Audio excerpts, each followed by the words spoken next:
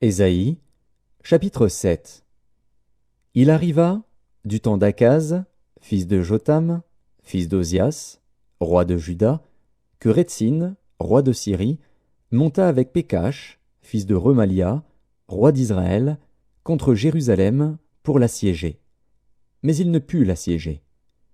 On vint dire à la maison de David, « Les Syriens sont campés en Éphraïm. » Et le cœur d'Akaz et le cœur de son peuple furent agités, comme les arbres de la forêt sont agités par le vent. Alors l'Éternel dit à Ésaïe, « Va à la rencontre d'Akaz, toi et Shéar, Jashub, ton fils, vers l'extrémité de l'aqueduc de l'étang supérieur, sur la route du champ du Foulon. Et dis-lui, sois tranquille, ne crains rien, et que ton cœur ne s'alarme pas devant ces deux bouts de tison fumant, devant la colère de Rétsine et de la Syrie, et du fils de Remalia, de ce que la Syrie médite du mal contre toi, de ce qu'Éphraïm et le fils de Remalia disent, montons contre Juda, assiégeons la ville, et battons-la en brèche, et proclamons-y pour roi le fils de Tabil. Ainsi parle le Seigneur, l'Éternel, cela n'arrivera pas, cela n'aura pas lieu. Car Damas est la tête de la Syrie, et Rétsine est la tête de Damas. Encore 65 ans, Éphraïm ne sera plus un peuple. La Samarie est la tête d'Éphraïm, et le fils de Remalia est la tête de la Samarie. Si vous ne croyez pas, vous ne subsisterez pas. L'Éternel parla de nouveau à Akaz et lui dit, « Demande en ta faveur un signe à l'Éternel, ton Dieu.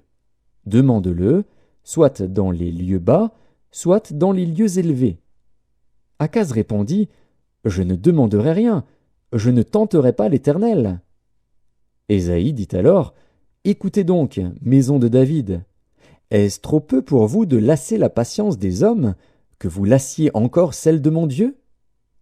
C'est pourquoi le Seigneur lui-même vous donnera un signe. Voici, la jeune fille deviendra enceinte, elle enfantera un fils, et elle lui donnera le nom d'Emmanuel. Il mangera de la crème et du miel, jusqu'à ce qu'il sache rejeter le mal et choisir le bien.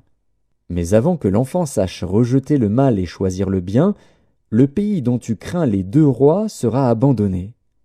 L'Éternel fera venir sur toi, sur ton peuple et sur la maison de ton père, des jours tels qu'il n'y en a point eu depuis le jour où Éphraïm s'est séparé de Juda, le roi d'Assyrie. En ce jour-là, l'Éternel sifflera les mouches qui sont à l'extrémité des canaux de l'Égypte et les abeilles qui sont au pays d'Assyrie. Elles viendront et se poseront toutes dans les vallons désolés et dans les fentes des rochers, sur tous les buissons et sur tous les pâturages. En ce jour-là, le Seigneur rasera avec un rasoir pris à louage au-delà du fleuve, avec le roi d'Assyrie, la tête et le poil des pieds. Il enlèvera aussi la barbe. En ce jour-là, chacun entretiendra une jeune vache et 2 brebis. Et il y aura une telle abondance de lait qu'on mangera de la crème, car c'est de crème et de miel que se nourriront tous ceux qui seront restés dans le pays. En ce jour-là, tout lieu qui contiendra 1000 ceps de vigne, valant 1000 cycles d'argent, sera livré aux ronces et aux épines.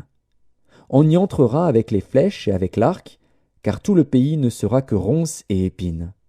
Et toutes les montagnes que l'on cultivait avec la bêche ne seront plus fréquentées, par crainte des ronces et des épines. On y lâchera le bœuf, et la brebis en foulera le sol.